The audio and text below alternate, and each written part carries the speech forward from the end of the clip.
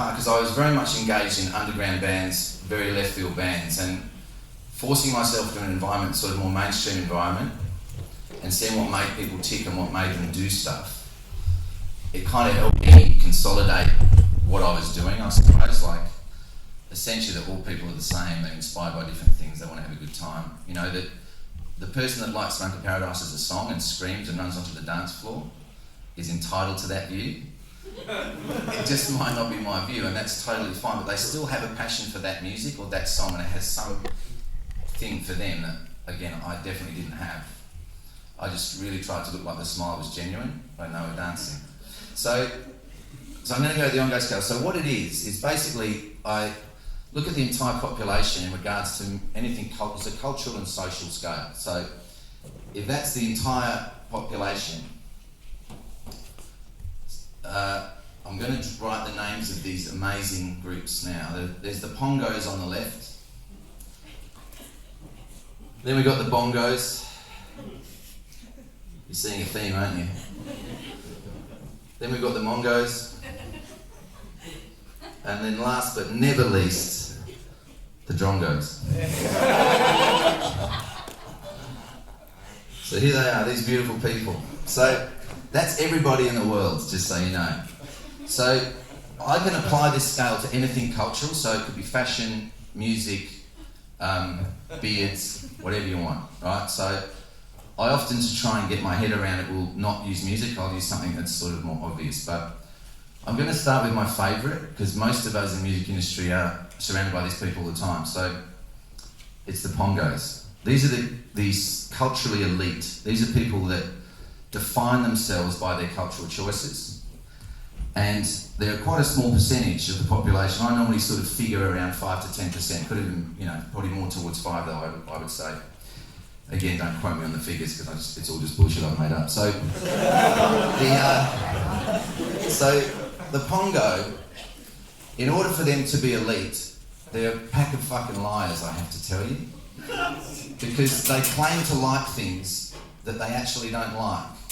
And they will champion things they actually don't like in order to retain their integrity as the king of culture, or queen of culture for that matter. So, I'll give you an example of a Pongo. So, I walk into a situation and ask a question. I'll go into a party, so, and there's a few Pongos kicking around. So I say, hey, how are you? And they go, yeah man, have you heard the new, I'm just looking at something, have you heard the new Water Bottle single?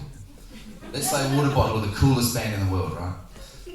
I go, oh yeah, I didn't mind it, but I prefer the side project, Celery Juice, it's much cooler.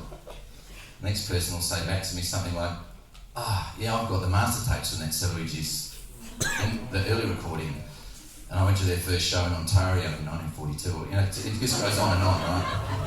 What's happening there? You've got to remember this, very important. They're having a Pongo battle. And what's actually happening there is they're jockeying for position at the party to see who's the most elite culturally. That's actually what's going on there. So I actually, this is terrible, I shouldn't admit this to anyone, but so I actually often go into music situations where I know I'm dealing with a Pongo heavy scene. I have techniques to inform myself of the wankiest stuff possible, so I can just go in, win the Pongo battle, and then get on to normal social. And if I have to carry the band's first mini disc from 1984 in my back pocket just to say, throw it down and say, you can't beat that motherfucker. Then what you find happens, and I know you would have all seen this at parties, right, or anywhere actually. You go in, you have the Pongo battle, somebody wins, then you decide to say, how are the kids? What's the day like? And everyone just becomes normal once they know that they pay their respects to the winner, or they win. Either way, it's fine. But once it's established, you move on. And often you find bands that, they want to be cool. Obviously, everybody wants to be cool. So you find bands often trying to make decisions, desperately trying to be as Pongo as possible. And sometimes they're not acknowledging that they're not actually cool. So it's an embarrassing situation, So you've got a mainstream sounding band who isn't Pongo. They might be Mongo even. But they're trying to book Sigur Rós as the opening band or something, and the manager's like, what the fuck are you doing that for? Everyone's going to hate it. But it's like, yeah, I just really like them, eh? You know, they're just trying to win back some credibility that they know they don't have. But they don't realise that's what's happening. This is the thing. So there's two things that happen. There's pressure in this scale. The pressure this way to not become this is called, I like to say, it's dread. Dread is the fuel of the Pongo. Coming this way is cred. And that is the fuel of these people, that they can never go this way. You cannot force your vibe, as it were. So, if you're not a cool person, you can do what you like, but you'll lose the battle and it's embarrassing. So, in this situation, these Pongos are critical because they are actually still, although they lie a lot and are shallow, I mean, I don't want to be too critical, they are imperative because they are the sort of explorers or the adventurers.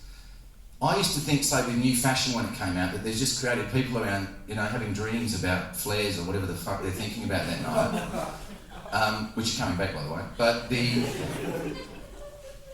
so I nearly wore them today so I could sort of win the clothing Pongo battle on the way down the thing there. But so often these people aren't thinking, I'm going to do something creative. They're thinking, I cannot wear that shit because the other people are wearing it. You know, it's you must have know people who maybe like Nirvana, then, you know, Nevermind drops and then they're like, yeah, they're sold out, it's all shit now. I mean, it's still a great album, right? It's just a thing. But they have to deny it to stay on top of their game. They have to. It's not a choice. So they want to be elite and be Pongos. They have to pretend they don't like things they like. So an example of a fashion sort of scene through here might be everyone's wearing low-cut stuff. So the Pongo's thinking, what the fuck am I going to do this season? Because I can't possibly wear those clothes because I just saw one at Target, you know, or whatever. So they decide to wear tight nylon, super high neck, let's call them mega highs. They're really uncomfortable, a bit, doesn't make you breathe very well, just horribly sweaty under the arms and around the throat, but it looks different, right? So I'm going to wear this shit to the party. So, you know, you walk into the party and the Pongos there might be wearing something else that's sort of more recent, but then you come in this fluorescent fucking mega high and the people are like, shit. So they've won the battle, you know. I'm not dressing, I'm not wearing that, so I've lost, right? That person is maintaining their integrity as the Pongo in the fashion industry. That's all that's happening. So then you'll find people adopt that style over time. And the thing about Pongos, so with music, for every 100 records they have to find to look cool, there might be 10 good ones, sometimes less, but let's say there's 10 viable acts. So they're the ones that really present to the market the new ideas that they have to find to look cool, most of which aren't that good. There's a small percentage of those that are good, obviously, because, you know, just through percentages, something must be, you know, so maybe the mega high is amazing, you know, it you know, lengthens your life or something because of the compression sock on your neck or whatever it is, right? So, but what you'll often find is there's often a pioneering thing that happens. So in this case, it's the pioneering weird neck. The Bongos might adopt something similar, but it won't be as extreme. So you might get a really, you know, like an intense death metal band, but the one that really breaks through and becomes more popular might be slightly more onto the song side, not as intense, and maybe they don't kill cats on stage or something just not quite as extreme. The Bongos will adopt that. So in this case, later that season, the Bongos are wearing like a cotton neck that's a bit more comfortable, that's still a bit high. So they're kind of fashionable, but they're not stupid about it. Right? So, you understanding what I'm talking about here? You must all know people like this, and some of you, I guarantee, are Pongos, are thinking, that's fucking me, it's fucking me. But you shouldn't worry about it, because, like I, for example, am a theatre mongo, and I'll get to the mongos obviously shortly, but I'm not embarrassed by that. I just don't do theatre. I'm not in any way trying to seek advantage culturally or in groups by being some theatre fucking buff guy. I just don't. You know, I know what Cats is. I know there's cats in it. That's about it. That's my knowledge of theatre. So, in terms of music, you know, if it's your thing, you know, you don't. Pongos always try to divert the topics to their area of expertise and they hang out in places where they can express their supreme elitism in that field. So I've only I'm going to appear dumber and dumber as we go. I've only read 4 books since I was 18, right? And one of them's kind of cool. It's Galapagos by Kurt Vonnegut, right? And I know it's a bit of a wanker's book. It's not really, but it's sort of got something going on. And if I'm at a party and everyone's talking about books, I'm fucked in that situation. So I might lay back and look like I'm not sort of stressed out by it. I do this for fun sometimes, just to check the scale's true, by the way. So then I'll go into the group of book buffs and I'll say, what are you guys talking about is a load of shit. There's only one book ever written, in my opinion, Kurt Vonnegut, Galapagos. And then they'll look at each other, is this guy for real? What do we say? And as long as one of them says he might be right, then it's done. I've read 4 books and I'm the fucking king right there. But they just don't understand. So I hear people talking about movies is another thing. I hear people talking about movies. I'm not that big on film either. I know they exist and they happen in cinemas. But for me, I go in and just say, oh, what's the soundtrack for that one? Someone says the music thing, then it's like a smart bomb. I get it back to music, and then I just fuck all the theatre guys right up. They were cinema guys, sorry. But that means that I'm back on top in that situation, if I choose to be, of course. I mean, I don't have to be such an arsehole as that, but anyway. So, remember I was saying there's 100, so these Pongos, let's say this season or this summer, they've picked up 100 new bands, probably on vinyl or 1-inch tape or some weird format that's cool. What happens is all the talk and activity around this fashion stuff with the Pongos, or the new thing, the new sound, the bongos do pick up on that, because the bongos are the next, but this is linear. I mean, you can sort of be pongo bongo. You don't have to always be fully one thing. You just might lie a little bit and be a pongo. The bongos are, they're culturally discerning people who are culturally active, but they don't define themselves by it. They're just trying to have a rich life, I guess. So they are tuned into lots of the same media and supply lines as pongos, but they don't, they're not trying to claim status. They're looking for quality. So they will go to a show that's the coolest band in the universe at that moment, that's full of pongos saying, oh my god, I cried, it was so amazing, and it was terrible. They'll go to that show and come out and say, that was the worst fucking show I've seen in my life. But they have the cultural courage to try it out, to see if it's their thing. And they're obviously important because these people are very loyal once they like something, so you can do a couple of dud albums and they don't sort of hold it against you. If you did a live tour, they would still go because they know you're a good band. And they're not trying to seek any other advantage from it other than having a nice life, really. So the Pongos are essential for delivering new ideas for them, but then they filter those ideas and sort of say, yeah, it's not for me, that's for me. They're not as hung up, I guess. So, so they'll still have a nice coffee at a nice coffee shop, but they won't necessarily ask for a single origin frappuccino or whatever. They won't be trying to push it too far. And obviously, I mean, a lot of stuff, the bongos would own less records than the pongos. If you go to a pongo's house, I walk into someone's house, I can tell exactly what they are straight away. Just look, pongo. A pongo will do this, and I know I'm going to say this, and some of you, at least half of you will do this, and you don't need to feel ashamed of what I'm going to say. So, before friends come over, you might put the coolest new record at the front of the collection so people can see it. And knowing that that's the coolest thing at the time, that when someone walks in, you might get a bit of vibe from it, So, and you'll hide the thing that you have been listening to, so ABBA is hidden away.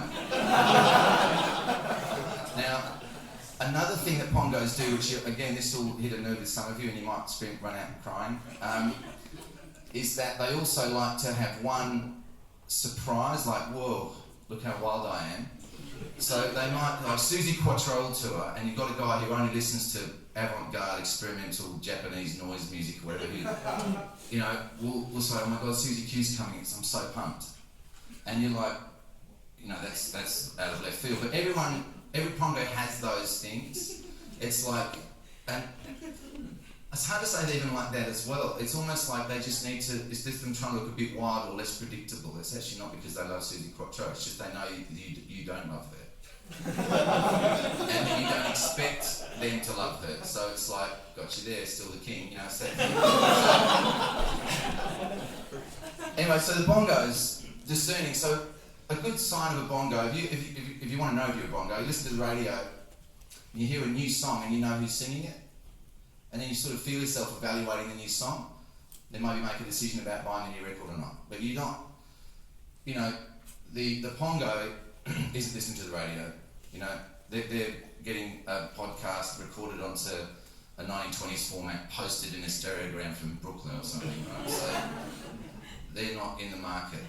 The Mongos would hear the song, so I'm going to just slide up to the Mongos. The Mongos are just like dumb bongos, really. So their life is less defined by the culture than... So if I'm a music-loving bongo, I know what I like, I experiment with stuff, I know what my favourites are, pretty cool. If I'm a Mongo, I'm not as focused on music quite, but I'm still, you know, a normal citizen, I still like music, and I love what I love, but I'm just slow to catch on to what it is because it's not my focus. So that person hears a new song and has no fucking idea what it is, they just like the sound of it. Then they hear it again, you know, then 4 weeks later after hearing it 600 times on commercial radio, you know, I'm gonna fucking buy that, you know. They don't all have that accent, by the way. So they basically go to the shop. So I'll give you an example. Say that the song is called Shopping Trolley is the song, but the chorus goes, fuck yeah, Coles New World, or something like that, right? They'll go to the counter of the shop and go, oh, have you got that fuck yeah, Coles New World song? They don't even know the song name, they just know, I think this guy will know what this is. The record store guy, generally as a pongo, will go, you know, and lean back and get the shittest format, normally like a CD single or something, and just go, you know, and there's a big pile of them because he's been dealing with mongos all day. There you go. And so for me, I could never understand, like 12 months after an album release, why something was still in the top 10. I'm like, how the fuck is that possible? Who this week is running to that store like, fuck you, you know, like it's been on the radio like 10,000 times. What's that? Well, who are these people, you know?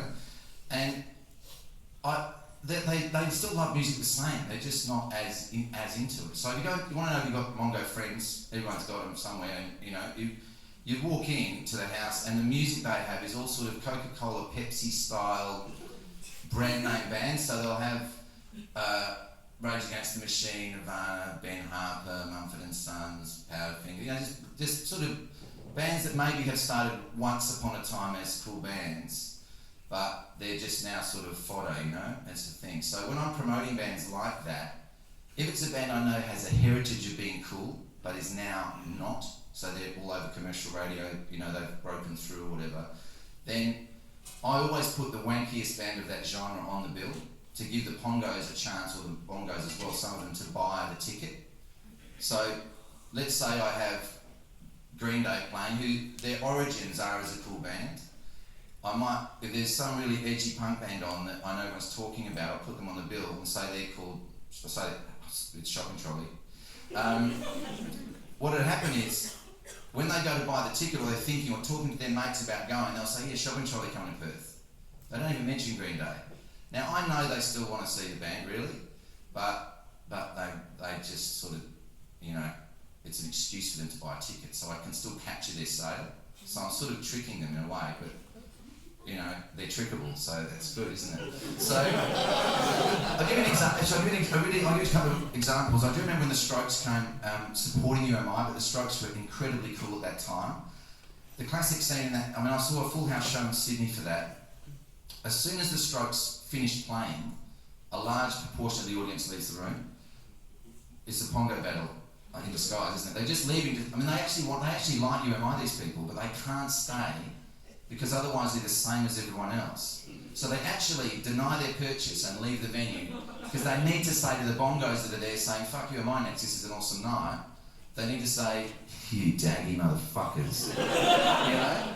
Or at least look like that's what they're saying. And I find that just it's crazy, but you see it all the time at shows, and it does make me particularly conscious of what I'm putting on shows to know that stuff. So I know you're dying to know about the drongos as we move down. So the mongos are the slow moving ones basically. So again, I'm a theatre mongo. Cats is coming. Oh, I know what that is, right? Remember?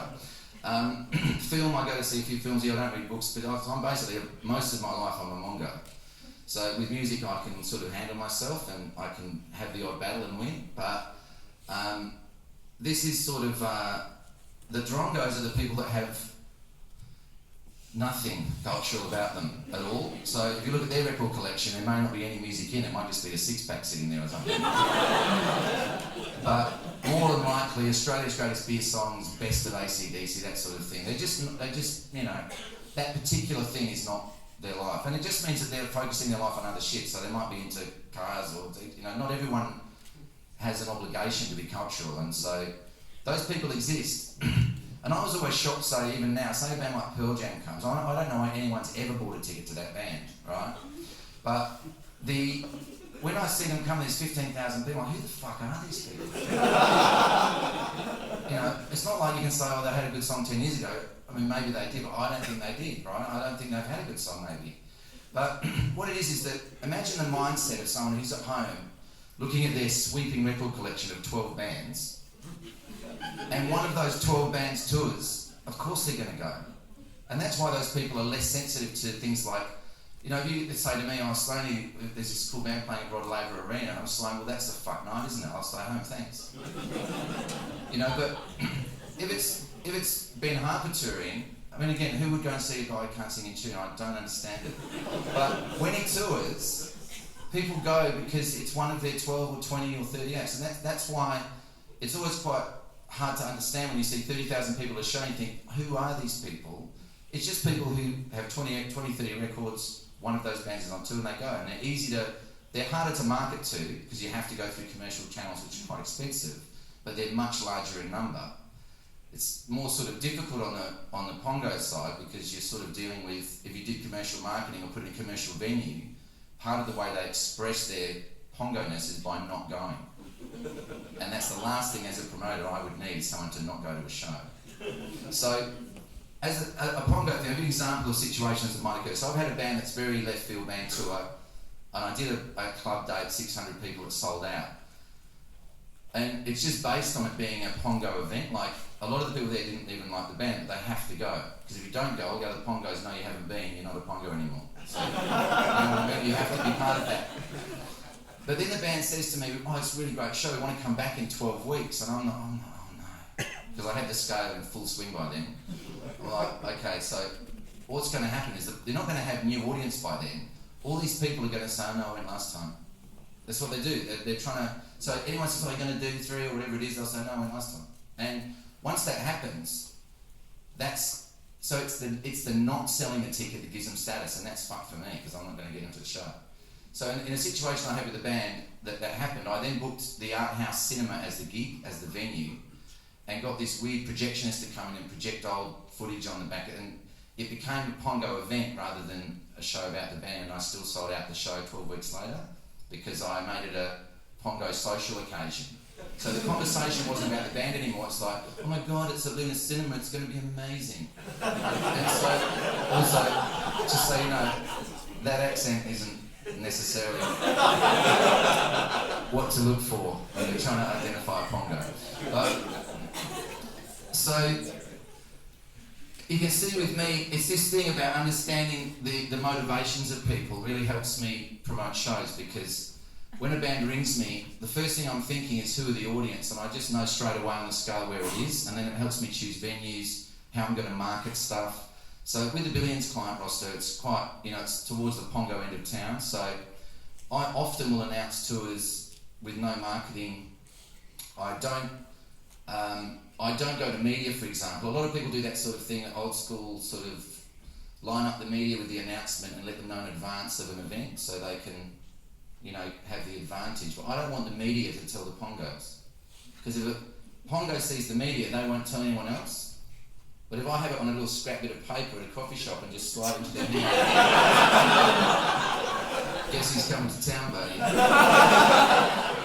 That guy all day is going to be looking for status and telling every person he comes across, do you know they're coming? Like it's perfect for me. And in a social media environment that's developed the last few years, where everyone's connected in that way, the Pongo battles are just it's like Saving Private Ryan out there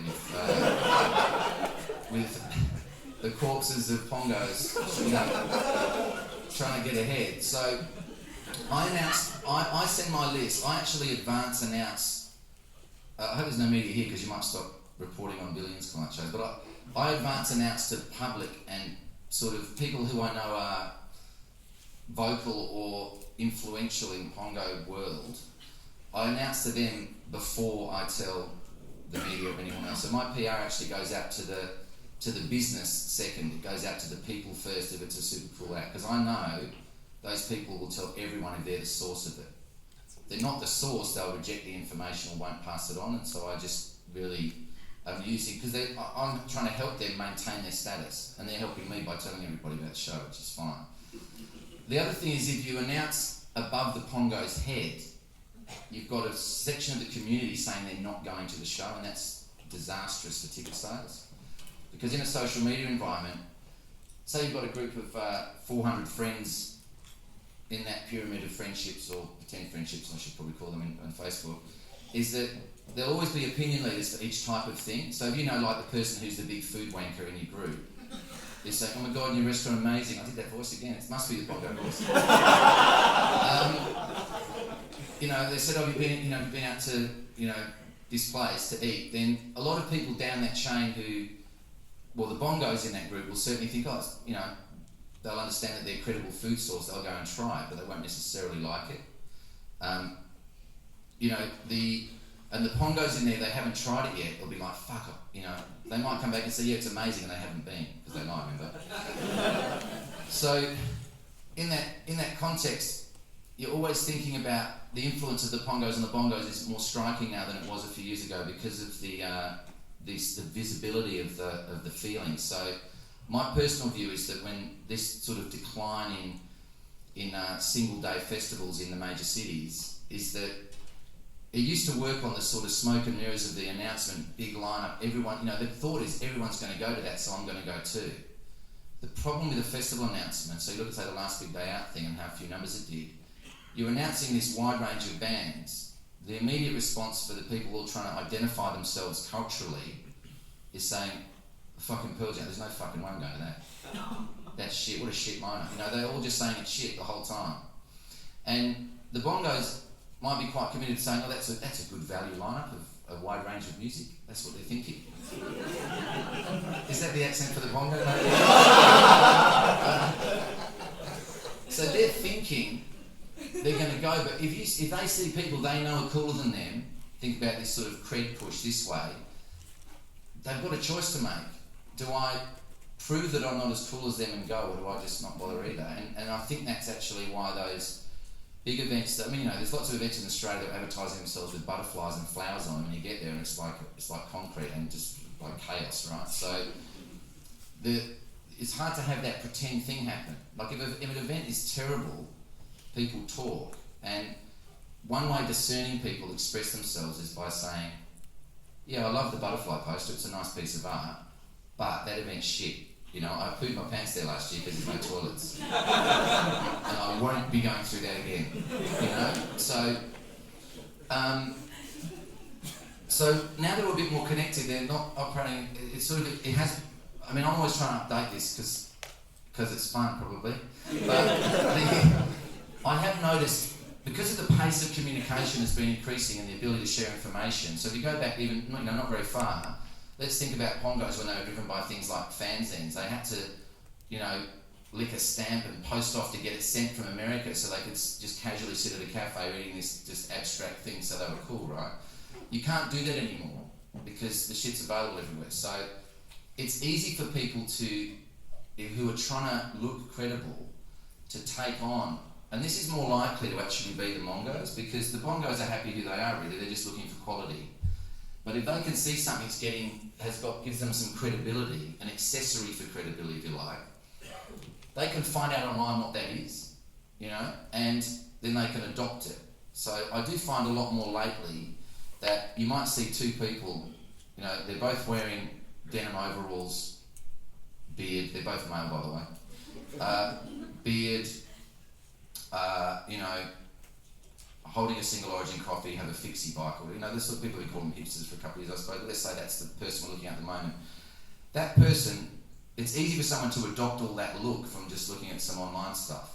So I have noticed a bit more a rise in the last couple of years. The battle can often be around the authenticity of something. So they're wearing the same shit, but their fixie brand is the right brand.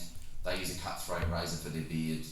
You know, their denim was, you know, kissed by Elvis or something. There's just some story, and I'm noticing things like the Smith Journal stuff are really going for that, you know, sort of artisan thing that's sort of risen the last few years. I do feel a lot of that is to do with the ability for them to say, yeah, you know, you might try and be like me, but I'm just fucking way cooler than you know, because I would never drink a mainline gin. I get, you know, they go and get some abstract brand that, you know, tastes like poison, you know.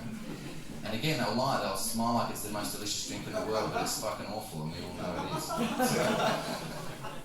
So with the I find with Pongos, they are the voices. I don't need to really market shows to those people. I just need to make sure the show is a Pongo show and put it in the market, and they'll find it and go. If it's a bongo, you need a little bit of marketing. With bongos, you kind of have to go all out, and that's really, I mean, as a loose thing. But whenever I was programming festivals or anything, this idea that you're going to get pongos to go to a big mainstream event is really flawed, I think. And so, you know, the more abstract the venue, the more fruity the delivery, the weirder the band, the better for you, basically. It's the choices you make around venues that really help those shows work. And if you choose to try to present it in a place that doesn't give them some kudos or status, it's harder to sell them tickets. So it's a very frustrating exercise if you've got a band that is a sort of marginal genre of music that's cool. You see it a lot in Australia. A band will come through once and there's a lot of excitement about it. Often there's a big dip on numbers on the second tour because of that thing with Pongos saying, I saw them last time, you know, and it's very difficult to, if you're not breaking through into the bongos fully, to sort of have a live career really. So the width of the time you're seeing it a lot more than you were now. You look at, say, the number of acts, you get a laneway lineup from 3 years ago. I mean, that was obviously designed around that Pitchfork sort of Pongo emergence a few years ago. And I'm interested looking at laneway because of when it started, it was good timing for that. It kind of gave the Pongos an event to hang on to initially. But I feel like it's been there for a few years. The Mongos know that if they go to laneway, they can appear to be cool. And that makes the Pongos not want to go anymore. And I do wonder how that'll play out in the next few years. Does that mean they need to get more mainstream with the lineup? If they did that, then the Pongos would tell the Mongos that it's not cool anymore. Like, it's a very delicate balance, that thing nowadays, I think, or just it's emerging as a delicate thing. And I'll be interested to see when you guys are sort of pushing a shopping trolley through Melbourne, muttering about the Ongo Scale in a couple of years when it sends you crazy, that whether the laneway's still you know, able to hold that line, I think is a very, very tricky line to hold. How long have I got? I could talk like days on this shit. So we don't care. What time is it? So if you so it is a linear thing. So people can sort of slide up or down. I mean, but you can't if you're in a band. So say you're a band looking at this. If you've got to try and be aware where you are, because if you try to present as something you're not, you'll fall absolutely between the cracks of everything. Because you can't. It's the thing about coolness or the appearance of being cool. You can't ever force that. So you'll always be uncovered. The Pongos know, they just have a sense if something's getting a bit weird, they pull out, and that's the way they define themselves. So it's a mistake a lot of bands make, and there's very few bands that can be big bands and hold the line of being a cool band, and there's a few that have achieved it. So if you look at the decisions all the way through their career that, say, Radiohead have made or something like that, they would still have enough, and it's a very rare situation, enough sort of credibility for a Pongo to go to their show and not feel like they're, you know, embarrassed, they have to wear a mask or something to hide the fact they've gone. You know, they're still on the sleeve of those people, you know. At the same time, there's always this margin. That far left pongo is such a wanker, I can't explain. This end, if you got the end pongo on this line, I mean, they're not, you know, they're not going to. The day that Radiohead playing their city, they're flying to Croatia to see a new punk band that just got out of the rehearsal room or something. Right? So, and you know, the issue is also financially. Actually, is the other thing, how money plays out in this. These people have a very high investment in what they like. So, if they're fashion pongos, they have to buy so many fucking clothes all the time. That's why they often end up in the industry pongos, because they get free shit. Because they can't afford to keep it up, you know. Like if you're in the music industry, you get a lot of free music. It's a good spot to be for a pongo. If that's what you're trying to do, because you're not paying for it.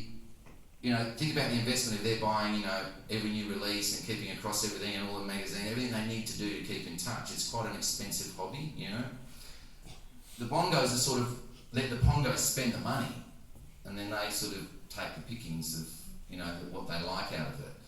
But it's why the bongos, again, you know, you see a ticket again, Pearl Jam are back, you know, for the 25th time doing another horrific concert.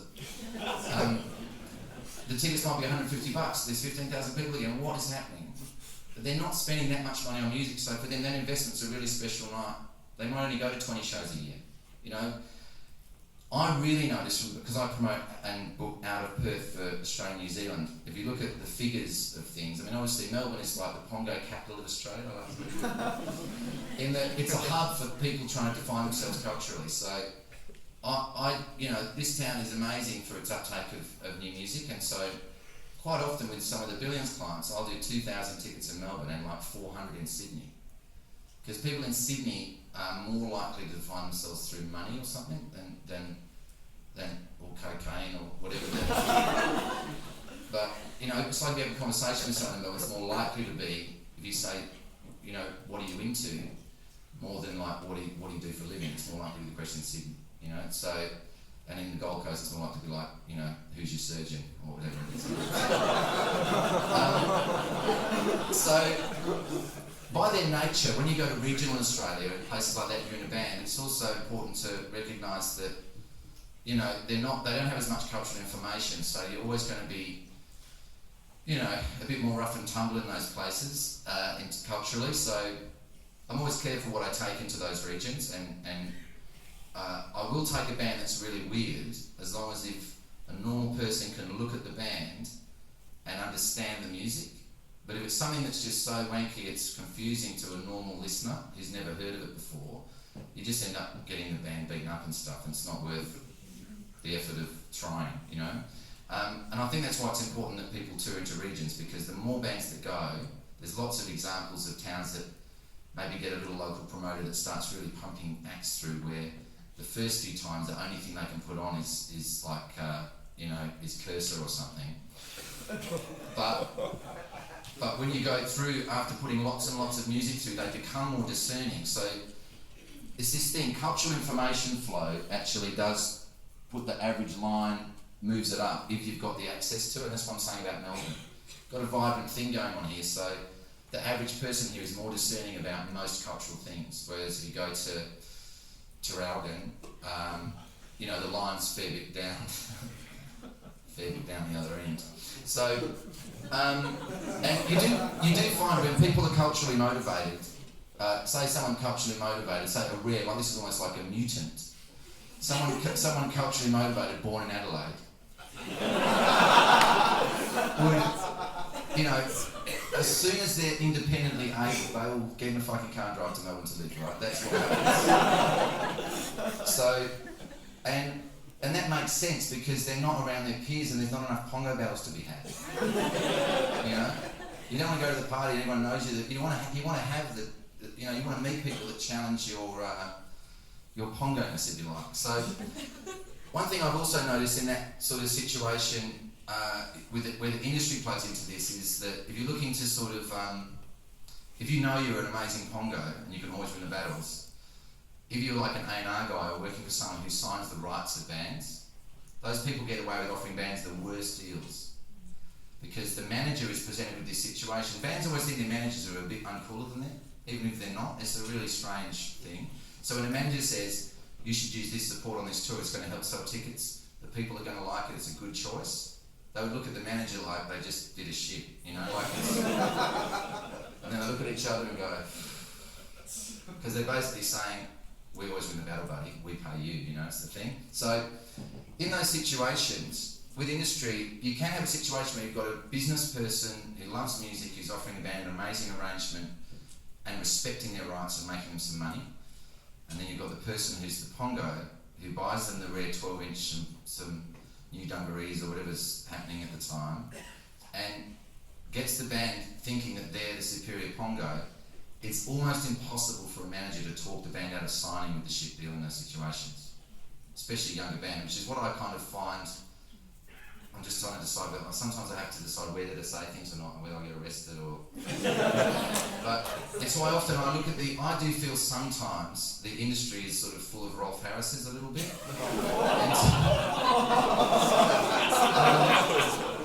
In that, you know, a young person who's still not confident in themselves in being discerning and who they are is more likely to be a pongo and more extreme about it at that time.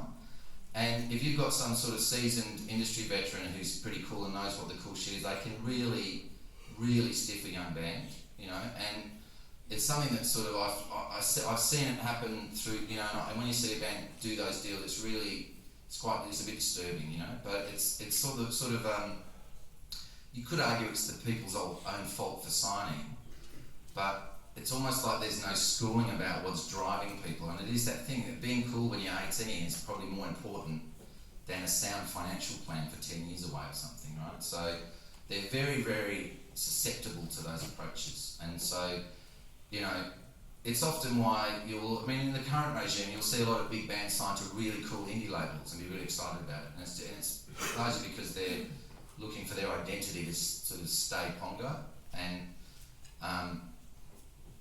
but those indie labels are often doing worse deals than the big labels because they can, you know, because they can just argue, you know, it's not about the money, man, it's just the vibe, you know, but it's actually about the money, it's the thing. Because remember, they do lie a little bit, So I would assume that, so you can understand, I'm looking at this shit all the time, and every time I meet us, it's horrible actually, it's like a disease. So every time I look at people, or deal with a band, or deal with anyone actually, I do like to know where they're coming from, and what they're trying to achieve out of something. So if a client of mine I know is desperate to be cool, I don't offer them money shows so much as a combination of money and what they want out of it, which is, you know, they want to play in the basement of the church covered in blood or whatever the thing is at the time. So it drives all my decisions. Even if I kind of know anyway, I always look at the Ongo Scale to give me some insight into what's going on. If I fail with the show, I look at the scale, the people that are in the room, what I did for marketing, all the thing, and then I just like, oh yeah, I just wasn't, you know, I was drunk that day, I just didn't think about it, you know. So that's kind of it really. I could, you know, I could give you thousands of examples, but if you want to ask any questions, I would love to talk to you more about the Ongos. If you want to ask me what you are, I can tell you. You know, we can ask me. Yep. Let's take a scenario. Let's say you're putting on a show with a mixed lineup, say Congo Bongo lineup. Would you strategize your marketing campaign over a timeline to capture both those markets? So you might release it by the scrambled up piece of paper in the coffee shop first, give that a few weeks to build, and then go to... I get the question. So no one's sort of heard. So it's basically asking, I've got a Pongo Bongo in the town lineup. How do I go about the announcement strategy? Because you know, if I pictured the bongos straight off the bat, the pongos aren't going to go, so I'm going to miss some of the audience. So in that situation, if I know I've got a band on a bill that to a pongo is going to be like a red flag, what I do is I'll do a gradual announce of the show. So I'll announce the coolest shit first, and you know, I might make tickets available in like a shallow grave in a cemetery or something, so you have to dig them up. I basically put that out there to try and get some traction, and it's actually more about, pongos are very, they defend their decisions, if you know. So once they've said this is cool, they don't ever pull out. So by announcing the cool shit first, they start telling all their mates, you know, fuck yeah, you know, this is coming to town. They have a Mongo accent, I'm confusing you. So So once they've committed to it and they, maybe gone on socials and said, this is amazing news, like this band's coming, they've expressed their commitment. They won't go back a week later and go online and say, oh fuck, no, I'm not going anymore because of that. Like, it's often too late because they've bought already or whatever. So I would generally drip feed in order of its, like you go as you reduce the dread of the announcement, increase the credit, I just keep pushing it that way. And obviously, you don't want to have, with lineups, if they're too disparate, when people try to do a lineup that's got something for everyone, if someone says that to me, I'll just pass out immediately because it's so shit. Because it's not how the world works. It's not, it just doesn't, nothing operates like that. It's like people don't go to the football, you just like all the football. It's just not the way it works. So you've got to be thinking about how things interface with each other and, try to spread through different communities, but not just be ridiculous on, So, and it's, you can, I always say things have a smell. Like, there is definitely a smell about every lineup, and it's not always sweet, And that's why, I'm always by being conscious of the scale. You actually know if you look at the lineup what's what in that context of that scale. If you feel in your tummy a tiny bit that something's a bit, it's long and a bit hard, just don't book it. Get rid of it and find something a bit further towards where you're trying to sell the tickets to. So I'm just wondering, I've kind of got a two-part question. The first part is, what would you say the ratios are? Because you're saying the Pongos are like 5 to 10%. I think they're sort of in that 5% range. I reckon there's about 15 to 20% here. So in Melbourne, this section will be bigger because of the media and the way people exist in Melbourne. But if you go somewhere like Brisbane, or let's go to Darwin actually. Let's go fully north. That 5 wouldn't be a percent, would be the number of people.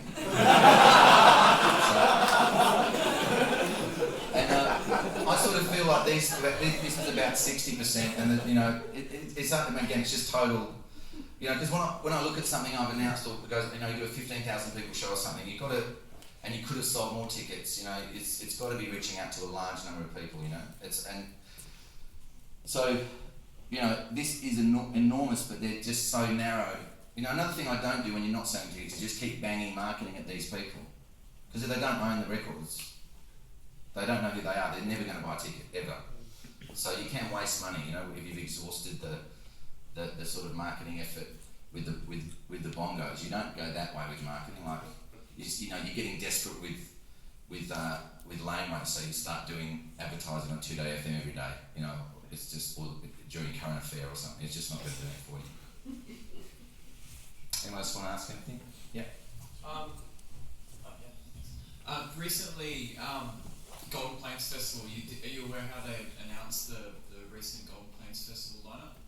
No, but I bet it was cool. Okay, so I'll let you know how it went down, and it'd be cool if you could possibly explain with the system.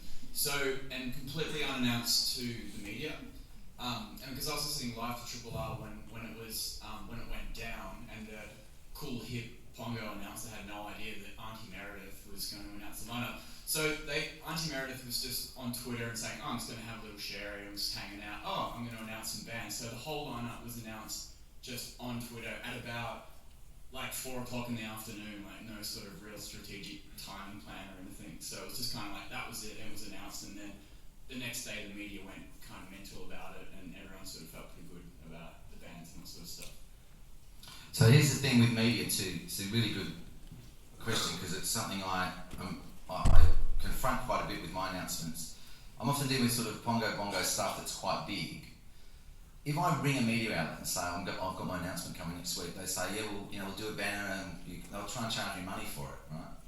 If I announce on a Wednesday or Thursday at a dumb time of day, no media outlet in Australia, if you announce a cool tour, can afford to wait till, they all go straight to their Twitter and Facebook to show that they knew about it. So you get this massive inertia through all of the social media networks because it's free. It's great for me. But if you give some media control of the announcement, the other media doesn't support it.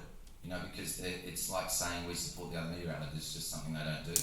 So I just don't say a word. I just sort of see what their thing is. Let's just it's our show. Let's just tell people it's on. I mean, they've got a very loyal fan base. It's a smart, they don't need to market it. It sells out already.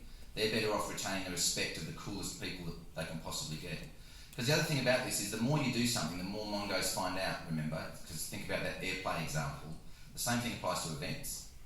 So you want someone to get the Golden Plains lineup. There's probably a bongo that goes out a lot, that's discerning, and is going to be a really great person to have at the show. So they look at the lineup and go, that's a fucking great lineup. God, good on you, Auntie Meredith, you know. You don't want someone going, fuck yeah, you know, it's a maggot, you know, because they've heard that Golden Plains are sick, you know. So, and they don't care about the music. And the risk of going to media with an event like theirs is that people that have heard about this amazing thing, they're like, fuck, I can have a, you know, I might get maggot, have a root there, it's going to be amazing. You don't want to fill your site with those people because you fuck yourself, you know. You might sell the tickets and make the money, but those people that are discerning will ultimately make the decision, that show is full of fuckwits, I'm not going here. So what they're doing there is just preserving the discernment level of their audience. And one thing I say a lot to, you know, I think government in Australia is just so off the money with arts generally, but with music in particular, it's so obvious to me that if you put people out in the streets and support contemporary music through venue support and just a range of sort of initiatives to make people support music, if you get someone in the streets 4 times a week going to a gig, at the end of every year they've seen 200 shows, you're basically moving the line of your population up this way, the more you send them out into the streets to do cultural things. But the more discerning a person is and the more well-read or well-researched they are about a range of cultural things and the more connected they are, they're just better people for the community. They're more tolerant, they're more, you know, they see or hear something, they know what it is, they get it, you know, so that they're just more conscious, I suppose. And, you know, if you've got a situation at the other end of the spectrum, so you've got someone going out once, so say a Mongo and he goes to 10, you know, the right-hand side, let's say we're on a Mongo-Drongo line, we're getting pretty rough, culturally. Let's say that person goes out to 10 cultural events a year, and they're, you know, Oktoberfest, because there's a band in the corner, I don't know what they would go to specifically, or, you know, Monster Trucks, because, you know, the soundtrack's Metallica. So, those people, if you put them out in the community, socially and culturally, 10 times a year, how can that person possibly be as discerning and experienced socially as the person who's been out 200 times? It's just not even on the same level. And there should be more effort in my mind, and lots of policies, lots of things to do with making it part of our culture to go out 3 or 4 times a week. So you're not just getting fucked up once a week, not culturally, and then maybe going to see the odd thing is not good for society generally. Because I'd rather be out in the street with, you know, 25 million bongos in Australia, because I want to have an honest conversation with someone who likes cool stuff. It's a no-brainer for me, that stuff. But I don't know, this wasn't a big punchy end, was it really? Does anyone else want to ask anything else? Have you ever seen it broken? I'll give you a weird example of the scale. Let's take medieval metal as a genre, if there is such a thing. Seriously. Oh, hang on. My favourite medieval metal band is Scab Jocks. What's yours? I saw them in, I think it was Helsinki maybe 4 years ago when they first did a first show ever. So anyway, so medieval metal. So you often get genres which in the bigger picture, so this is the whole of Australia, the whole world, remember, in the bigger picture, the average discerning person goes, that's just shit, that genre of music. So the genre exists in its own universe, but within it there's always pongos, mongos, drums and bongos. And that can get confusing, because as an agent or promoter, I get offered a band where I know it's on its own. Is how I would find how the fuck do I find a pongo medieval metal fan? I don't know. Who do I ring for that? You know? So it's tough. Maybe just hang out backstage at Scab Jock show. Maybe I'll find out. So, what? Anyone else? You mentioned trying to take people from that end of the scale and moving them more towards that end. How do you make a pongo more of a bongo so they're more tolerable? They get older. A classic pongo, right? When you get, you know, I mean, I am over 25, I know it's shocking. But when I meet people who say, I know you used to kick around, because I've been playing bands since I was 17, and you know, it's funny because the biggest wankers from then, or the biggest pongos I should say, you know, you can change interchangeable. They always are just the straightest people I've ever seen, you know, and they always say things to you like, oh yeah, I'm not, you know, oh I'm just so out of touch, you know, I'm just not into it. You know, it's that thing, you get these excuses about why they're not in the battle anymore. So they're basically like retired soldiers. No, war veterans, you know. Because they just don't have the information anymore. They just confess, yep, I'm no longer in the game. And that conversation happens all the time. So age will do it generally. It's very rare to find sort of, you know, it's like, you must remember, you know, you know, there's always like those sort of, the level of activism you see in people even is often just much more vibrant when they're 15, 16, 17 than it is when, you know, the way they go about things is just more sort of level. But, you know, if you live in a share house and, you know, it's like the extreme veganism and stuff, you know, the comments people make, they're having vegan pongo battles. Because, you know, they trace back and say, I know it's vegetarian or it's vegan, but where it comes from, nearby there's a rabbit that carried a frog that was really upset. So I won't be eating that lentil today, I'm sorry.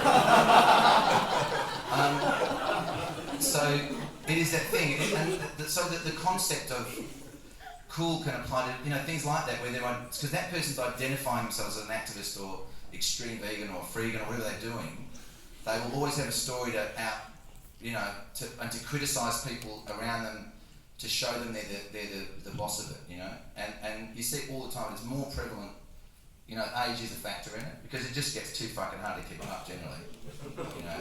So it's a thing like the soldiers. That's what they models. They all do the same thing. So you just have to wait.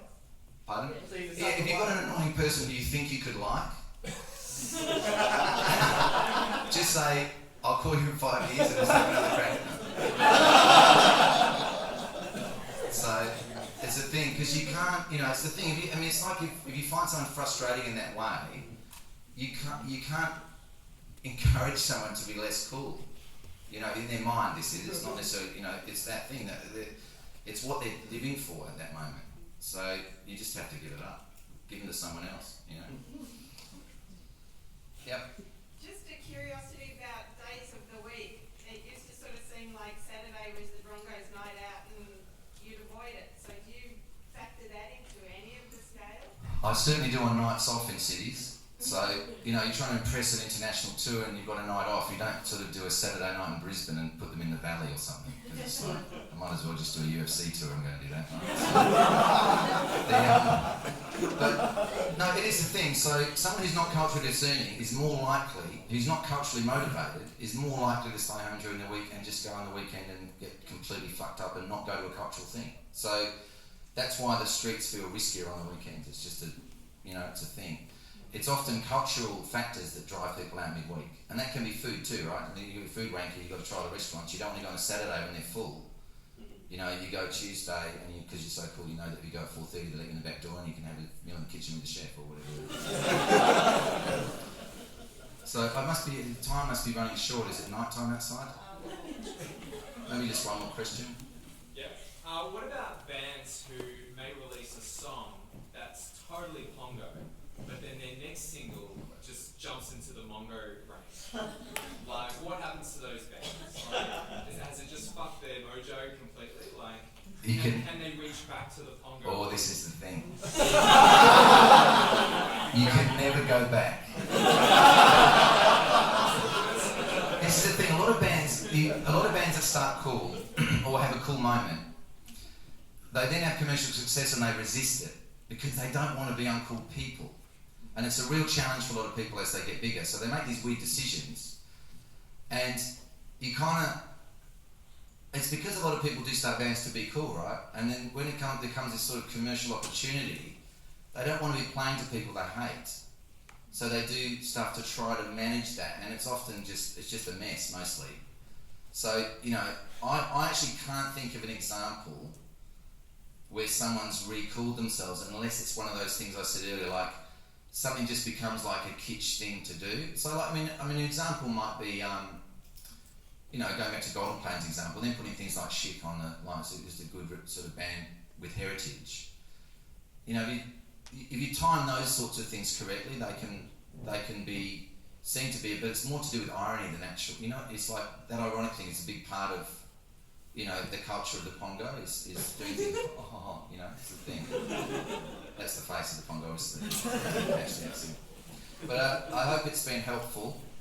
But I have honestly, the course of my business, I have used this scale to do 30,000 people festivals that are sold out and tours that are $5 or $6 million projects around the country. And even though it seems ridiculous, it really does help me just put things into perspective before I make big decisions about things and make me not worry about the decisions so much. And so I would just encourage you to observe, try. It's hard to admit you're a Pongo, but if it actually gives you, or if your audience is Pongos, it actually really helps you to just keep the wank alive forever. Thank you.